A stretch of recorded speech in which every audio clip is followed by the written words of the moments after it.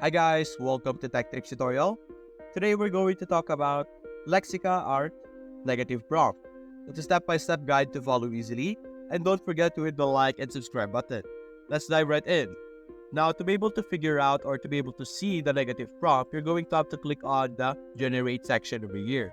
In the Generate section, as you can see, there will be a negative prompt option over here. If you don't know what negative prompt is, negative prompt is basically a section or a part of the image that you don't like to appear in your generated image. For example, over here, we have this image over here. Let's say that we don't like the color orange. Now, when you type something in the negative prompt, it will do its best not to include that specific element that you have added in the negative prompt. So, as you can see, for example, we have negative prompt as orange over here. Let's see if we will be able to remove the orange section over here. This is a previous prompt. So, let's simply click on generate and let's see. And there we go. This is our output over here. You can see the difference. There is no longer an orange design on our original output over here. And this is the new one over here, which has no orange output. And that's it, guys. Hope you enjoyed the video. Thanks for watching.